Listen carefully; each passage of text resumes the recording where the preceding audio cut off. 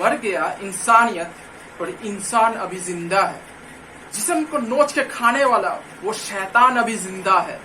रोज एक द्रौपदी की लूटते हैं अबड़ू, आज भी कहीं ना कहीं दुशासन जिंदा है।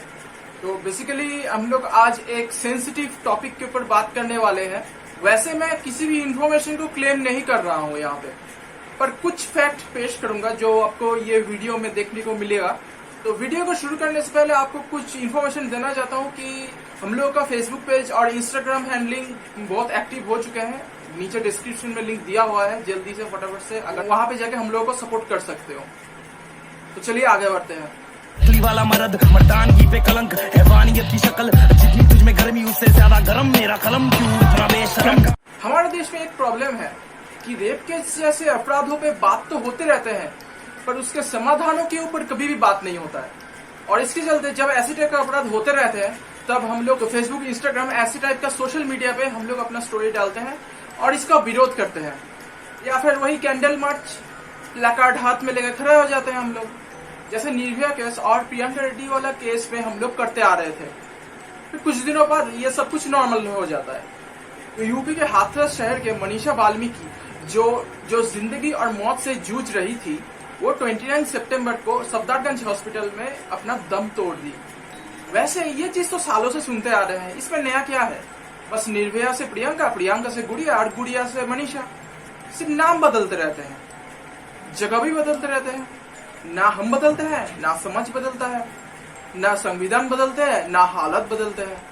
तो मैं यहाँ पे हाथरस रेप इंसिडेंट्स को लेके सीक्वेंस वाइज घटनाओं को पेश करेंगे, जो किसी किसी चाटुकट मीडिया आधा चीज पेश करते हैं और बाकी चीज छोड़ देते हैं। तो पहले मैं एक वीडियो शेयर करना चाहता हूँ, इसको अच्छे से देखिएगा और समझने की कोशिश कीजिएगा। आपका रामा। क्या? रामा। रामा। कौन सा गाँव? बुलाड़ी। क्या घटना हुई? है? क्या घटना हुई? कछु घटना ना आई है, जो पुरानी जैसे सुअर मर गया चले ही जाते हैं घुटन पर, तो सीधी बोल तो है वो जे कछु पुरानी है जे ही बस वही। आज क्या बात हुई? आज तो कछु बात ना, मतलब घास काटे रहे, अब पीछे तो कोई आ जाए बाजारा में तो हमें कहाँ मालूम पड़ रही है, जे ही बस, और कोई बात ना। तो कौन आया था बाजी लोगों को? छोरा। क्या किया फिर उसने? जे का कहते जो पीछे ही में आ गई तो वहाँ बाजारा में खेच लगे। क्या नाम था उसका? संदीप। संदीप। हाँ। गाँव का ही लड़का था? गाँव कोई है, ठाकुरों को। तो क्या किया उसने? करो कछु ना है, नार काटी जवाने। किससे? हैं? किससे? रस्सी फस्सी तक तो काटी गए, मैं तो देख ना पाई, मैं तो मारा मार चुपटी भाई। ये मनीषा की माताजी का पहला बयान है। आप साफ सुन सकते हैं कि जब पत्रकारों ने सेकंड टाइम पूछा कि हुआ क्या है, तो वो कह रही हैं कि कुछ हुआ ही नहीं है, सिर्फ गर्दन काटी गई है। यूपी में गर्दन को नाड़ भी कहते हैं, जो वो वीडियो में कह रही हैं। तो किससे काटी? रस्सी से। फिर से सुनिए। तो क्या किया उसने? करो कछु ना है, नार काटी जवाने। किससे? हैं? किससे? रस्सी फस्सी तक तो काटी गए, मैं तो देख ना पाई, मैं तो मारा मार चुपटी भाई।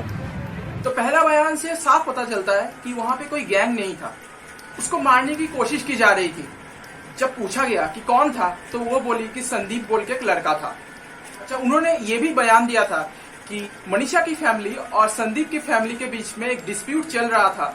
पहले मनीषा की ग्रैंडफादर ने संदीप के रिलेटिव के उंगली काट दी थी। तो खैर जो भी हो, मनीषा का परिवार का पहला बयान यही कहते हैं। पुलिस का रिपोर्ट भी ये कहते हैं कि रेप नहीं हुआ था, परंतु उसके बाद 14 सितंबर को विक्टिम को ट्रांसफर किया गया जवाहरलाल नेहरू हॉस्पिटल अलीगढ़ में, और वहां पे वो आईसीयू में थी। 21 सितंबर को विक्टिम ने अपने स्टेटमेंट पर 3 और लड़के का नाम लिया था। फिर फैमिली ने रेप होने का बात की और उसको भी दर्ज कर लिया गया था। फिर विक्टिम के मां ये कहती है कि विक्टिम ने भी ये पहले नहीं कहा था कि उसके साथ रेप हुआ था। हालांकि विक्टिम की मां को वेजाइनल स्पॉट में ब्लड दिखाई दिया था।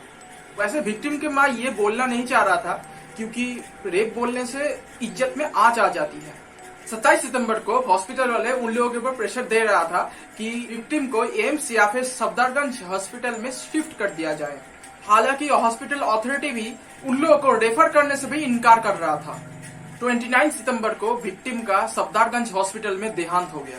30 सितंबर को रात को 2:30 बजे के आसपास विक्टिम को गांव ले जाया गया।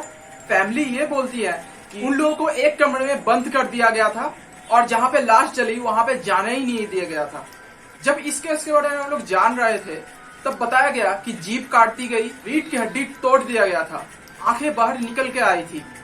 पुलिस ये बोली कि गले में एक्सट्रीम प्रेशर के वजह से जीभ बाहर आ गई थी और वो दांतों से दब के कट गई और गले की प्रेशर के वजह से रीढ़ की हड्डी भी ठीक से काम नहीं कर रही थी। और पुलिस ये भी कहती है कि फैमिली के मौजूदगी में विक्टिम को अंतिम संस्कार भी दिया गया था। पर ये वाला बात फैमिली के बयान से पूरा क्लैश करती है, क्योंकि फैमिली वाले बोलते हैं कि उन लोगों को बंद कर दिया गया था और पुलिस कहती है कि उन लोगों के सामने ही अंतिम संस्कार कर दिया गया था। अब एक वीडियो सबसे ज्यादा वायरल हुआ जहां पुलिस वाले के चेहरे दिखाए गए। गवर्नमेंट ऑफिशियल्स भी बोल रहे हैं कि अंतिम संस्कार कर दो और आप लोगों का ही तो गलती है। इतने सारे क्लिप्स के बाद एक वीडियो और निकल के आती है जहां 2 बूढ़े शख्स को दिखाया गया और उन लोगों से पूछा जा रहा है कि इनमें से इनका फादर कौन है, तो सराउंडिंग्स वाले ही इसका आंसर दे रहे हैं ज्यादातर और बाद में वो पता चला कि वो विक्टिम के बाबा हैं। पिताजी का नाम निवासी, आप बाबा? मेरा नाम इंदर पाल है। अच्छा है। और पिताजी का नाम क्या है? मानसी। यहीं के रहने वाले हो? जो बाबा हैं लड़की हरिजन है। अच्छा, नहीं लड़की के बाबा। आप बाबा हो ना? हाँ। अच्छा, ठीक है। फिर उसके बाद और एक क्लिप बाहर आ जाता है जहां पे कुछ लोग विक्टिम के लाशें जला रहे थे और बाद में वो पता चलता है कि वो विक्टिम के रिलेटिव्स हैं। हालांकि विक्टिम के फैमिली मेंबर्स इसको साफ इनकार कर देते हैं कि वहां पे उन लोग नहीं थे, उन लोगों को एक कमरे में बंद कर दिया गया था। वो हम पहले ही बता चुके हैं आप लोगों को। इसी के बीच में और एक वीडियो ज्यादा वायरल हो रहा था जहां पे डीएम ने विक्टिम के परिवार वालों को धमकी दे रहा है, पर सच ये है क्या? हालांकि वीडियो में ये दिखाया गया कि डीएम ने परिवार वालों को ये कह रहे हैं कि अपनी क्रेडिबिलिटी मत लूज कीजिए, बार बार बयान ना बदले। ये आपके ऊपर है कि आप बार बार बयान बदलना चाहते हैं, ये तो हम भी कर सकते थे। मीडिया तो चली जाएगी पर एक ही हम ही हैं जो आपके साथ हमेशा खड़े रहेंगे। आप अपनी विश्वसनीयता खत्म मत करिए। तो मीडिया वाले मैं आपको बता दूं, आज अभी आधे चले गए, कल सुबह तक आधे और निकल जाएंगे, 2-4 बचेंगे कल रात को, तो हम ही आपके साथ खड़े हैं। अब आपकी इच्छा, आपको बार बार बयान बदलना नहीं बदलना, कभी हम भी बदल जाए कि नहीं, आप अपनी विश्वसनीयता खत्म मत करिए। इसके बारे में आपको क्या कहना है आप प्लीज कमेंट सेक्शन में कमेंट करके बता सकते हैं। अभी इन मीडिया वालों के पास तो अलग ही फ्लो चार्ट है। अगर किसी दलित लड़की को एक अपर कास्ट का एक लड़का रेप करता है तो इसको फर्स्ट प्रायोरिटी में रख के इन लोग न्यूज पेश करती हैं। पर वही सेम चीज अगर दोनों ही हायर कास्ट की है या फिर लड़की हायर कास्ट की है तो फिर इस मुद्दे को पेश ही नहीं करते। जैसे ही कामदूनी रेप केस में अमीन अली, सैफुल अली, अंसर अली, इमानुल इस्लाम, भोला नस्कर और अमीनुल इस्लाम कन्विक्ट थे। निर्भया रेप केस में अक्षय ठाकुर, विनय शर्मा, पवन गुप्ता और मुकेश सिंह कन्विक्ट थे। सारे केस में इन लोगों को कास्टिज्म तो दूर, इन लोगों को मजहब भी नहीं दिखता और मैं बोलता भी नहीं हूँ कि मजहब देखना चाहिए, तो फिर कास्टिज्म पे बात करके भड़काते क्यों हो? और एक वीडियो जो हाल ही में सामने निकल के आई है, चलिए वो देख लेते हैं।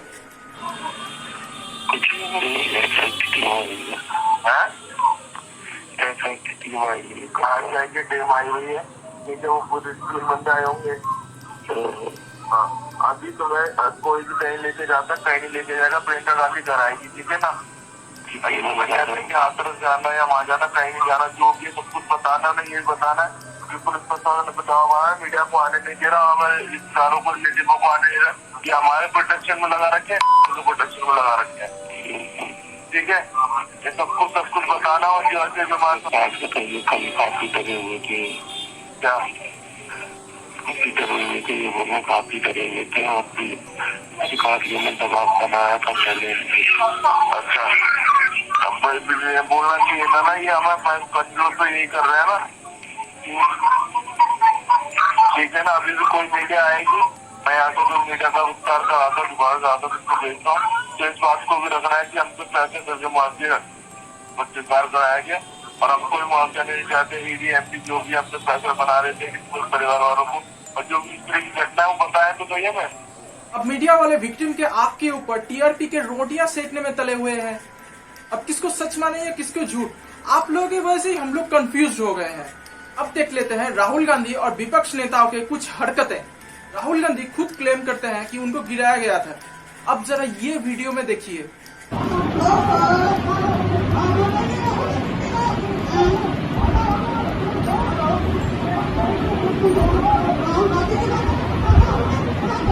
मुझे तो ये समझ में नहीं आ रहा है कि उनको सच में धकेला गया था या वो खुद गिर गए थे। जो आदमी बजट और इलेक्शन में फर्क नहीं समझता तो वो नहीं गिरेंगे तो कौन गिरेंगे। प्रियंका वाड्रा जी भी इस वीडियो में अपना इमोशन व्यतीत कर रहे हैं। पैदल ही जा रहे हैं, इंसाफ मुख्यमंत्री से मांगना है, सजा देना है। क्या आपको भी वही दिखाई दे रहा है जो मैंने देखा? कमेंट सेक्शन में कमेंट करके बता सकते हैं आप लोग। अब इस लीक्ड वीडियो को गौर से देखना। इंडिया टुडे के पत्रकार प्रोटेस्टर को ऑफ कैमरा में बोल रहे हैं कि ऑन कैमरा में कैसे क्या क्या बोलना है। तो वाले इंटरव्यू में कि that the CIS is a nerve centre, exactly वही वो बोला था, याद है? That is a nerve centre, सारा डेटा और इन्फॉर्मेशन रिलेटेड काम यहीं पे होता है। तो I am not a technical person, I know that there is a server in the north gate वाला सिक्योरिटी। वहाँ पे क्या होता है पता नहीं, पर मेल हो जा रहा है, सर्वर तक हो रहा है, ये हमको पता। वाईफाई भी इंटरमीडिएटली आ रहा था, जा रहा था। तो ऐसा नहीं है कि पूरा मतलब ये है, बस एकदम जब उनको लगा कि अभी नहीं आना चाहिए तो तब वो बंद हुआ। वो कुछ तो मतलब एक टोटल हुआ है,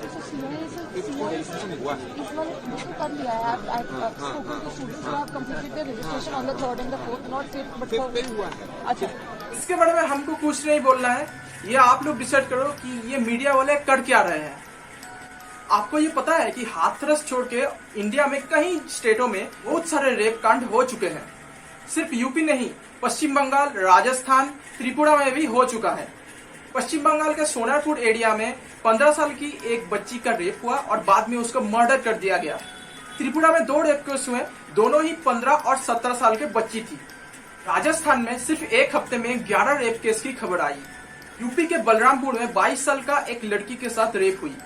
अगर आप भारत के रेप स्टैटिस्टिक्स चेक करोगे तो सबसे ज्यादा रेप केसेस रजिस्टर हुए हैं, मतलब 33% रेप केसेस रजिस्टर हुए हैं सिर्फ राजस्थान और उत्तर प्रदेश से।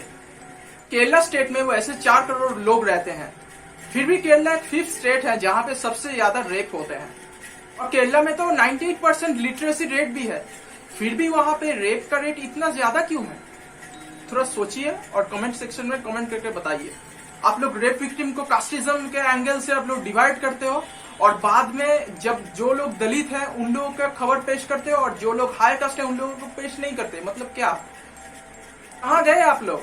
वेस्ट बंगाल, त्रिपुरा और ये जो स्टेट में ये रेप केस हुआ है उन लोगों को कवर अप कब करेंगे आप लोग? पॉलिटिकल प्रोपेगेंडा लेकर चैनल चलाते हो।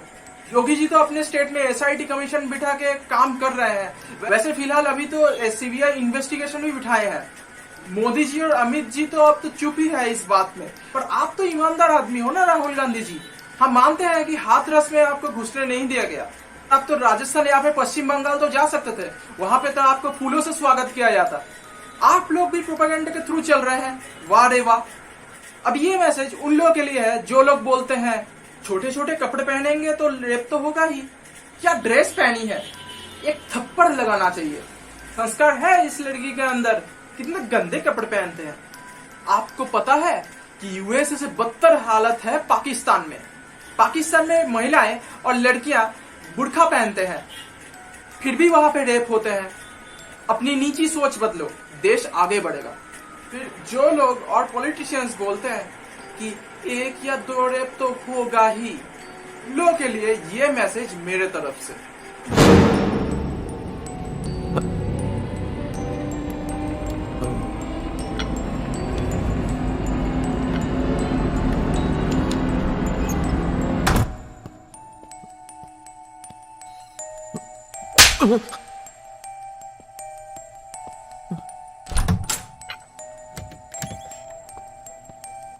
तो फिर इसका सोल्यूशन क्या है? वैसे इंडिया कभी सोल्यूशन के बारे में बात ही नहीं करता है। वैसे सोल्यूशन इजी नहीं है, क्योंकि इंडिया एक बड़ा देश है। रेप या फिर ब्रूटलिटी एक गलत आइडियोलॉजी की वजह से ही होता है। एक गलत आइडियोलॉजी को एक अच्छे आइडियोलॉजी खत्म कर सकता है। ये कोई पॉलिटिकल मुद्दा नहीं है या फिर एडमिनिस्ट्रेटिव मुद्दा भी नहीं है। तो इस गलत आइडियोलॉजी को खत्म करने के लिए हम लोगों को पहले लिटरेसी बढ़ाना होगा। लोगों को पढ़ाना जरूरी है, सिर्फ किताब नहीं, मोरल साइंस भी समझाना जरूरी है। स्कूल में सेक्स एजुकेशन शुरू करें और इसको टैबू ना बनने दें। घर पे थोड़ा एनवायरनमेंट ठीक रखे, थोड़ा ओपन माइंडेड रहे और बचपन से ही समझाएं। इस सब के बारे में भी डिस्कशन होना चाहिए ताकि उनके अंदर रिप्रेस्ड सेक्सुअल फ्रस्ट्रेशन ना बढ़े। और एक चीज, मेल, फीमेल और ट्रांसजेंडर तीनों को ही रेस्पेक्ट देना सिखाए। जहाँ पे ज्यादा क्राइम होता है वहां पे पुलिस को इन्फॉर्म करे।